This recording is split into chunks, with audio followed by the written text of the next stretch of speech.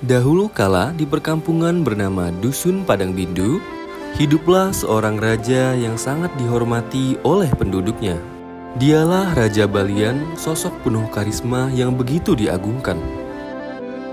Beliau memiliki seorang anak gadis cantik yang beranjak dewasa, bernama Putri Dayang Merindu.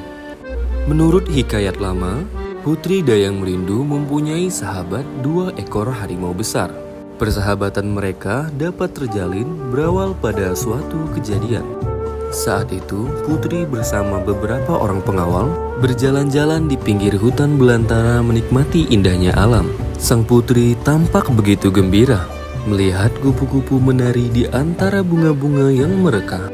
Tetapi kegembiraan putri seketika berubah menjadi perasaan terkejut ketika mendengar suara harimau yang mengaum dengan keras. Rasa takut dan khawatir sang putri berangsur-angsur menghilang karena suara harimau itu terdengar seperti suara minta tolong. Perasaan kasihan membawa langkah sang putri untuk mencari asal datangnya suara tersebut. Sesampainya di sumber suara, Putri Dayang Merindu melihat 2 ekor harimau yang masuk perangkap para pemburu. Melihat sorot mata dan tatapan yang memelas dari kedua ekor harimau tersebut membuat rasa iba di hati sang putri. Akhirnya, Putri Dayang Merindu memberanikan diri untuk membebaskan kedua ekor harimau itu dari jerat perangkap. Mendapat perlakuan tulus dan lembut, membuat 2 ekor harimau itu tidak terlihat buas kepada sang putri.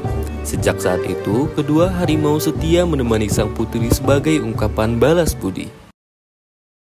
Hari berlalu, pekan berganti.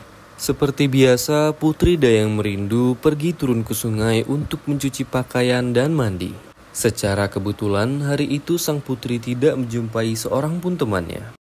Untuk mengusir sunyi, sang putri bersenandung.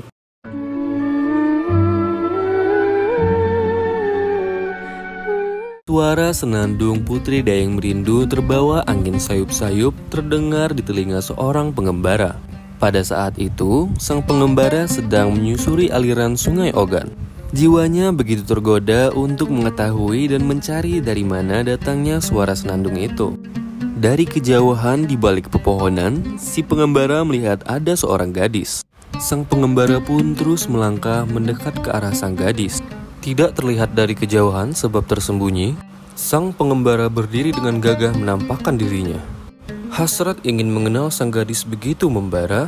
Dengan hati yang bergejolak, si pengembara pun mencoba menyapa sang putri. Duhai Putri Jelita, maafkan kedatangan hamba. Jika mengganggu kedamaian Tuan Putri, kalau berkenan boleh hamba bertanya, siapakah gerangan Tuan Putri Nan Jelita? Lembut terdengar sapa si pengembara, tetapi tetap saja membuat sang putri terkejut. Putri Dayang Merindu baru menyadari bahwa di hadapannya telah berdiri seorang laki-laki tak dikenal. Ketakutan begitu erat membelenggu dirinya. Ketika Putri Dayang Merindu mengetahui kedua harimau sahabatnya tidak ada lagi di dekatnya. Entah kekuatan apa sehingga kedua harimau yang selama ini selalu setia telah pergi menjauh. Senyum si pengembara di mata Putri Dayang Merindu terlihat begitu angker dan menakutkan. Karena sangat takut, sang putri hanya tertunduk diam, tiada sepatah kata pun dapat terucapkan. Ketika tegur sapanya tidak mendapatkan jawaban, si pengembara merasa tersinggung. Alangkah sombongnya sang putri di pikirannya. Kehadirannya seakan tidak mempunyai arti sedikit pun di mata sang putri. Dengan hati penuh amarah, si pengembara berbicara dengan lantang dan keras. Tanpa disadari, sang pengembara telah menyumpah sang putri menjadi batu. Seketika petir menggelegar. Dalam sekejap, wujud jelita sang putri perlahan berganti rupa menjadi batu. Si pengembara tersentak dan menarik napas dalam-dalam. Dia merasakan keterkejutan yang luar biasa, menyaksikan wujud jelita sang gadis berubah menjadi batu. Ada terselip rasa penyesalan yang mendalam di renung hatinya. Tapi apa hendak dikata, semua telah terjadi dan tak mungkin akan kembali seperti semula. Setelah si pengembara dapat menaklukkan galau di hatinya, si pengembara lalu berjalan menuju Dusun Padang Bindu. Di sana, dia menghentikan langkah kakinya karena ada sesuatu kejanggalan yang membuat si pengembara heran. Dusun ini sunyi seperti tidak berpenghuni. Hasrat hati untuk mampir sebentar sekedar melepas lelah dari perjalanan panjang ternyata tidak seperti apa yang dia harapkan. Kesunyian dan kesepian yang merata membuat hatinya kesal bercampur marah. Apalagi peristiwa yang baru saja terjadi di tepian sungai terlintas kembali.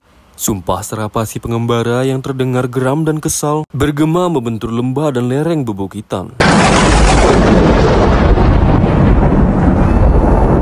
Petir menggelegar dengan sangat dahsyatnya sambung menyambung. Dusun yang dulu tentram dan damai telah berubah menjadi goa batu. Raja dan seluruh rakyatnya beserta semua kehidupan yang ada telah berubah wujud menjadi penghuni goa batu. Siapakah sebenarnya si pengembara itu? Dialah Serunting Sakti, yang lebih dikenal dengan julukan si pahit lidah. Karena kata yang terucap dapat berakibat pahit bagi kehidupan siapapun. Selama Serunting Sakti mengembara menuruti apa kata hatinya, apabila datang kekesalan di hatinya, maka semua yang kena sumpah serapahnya akan berubah wujud menjadi batu.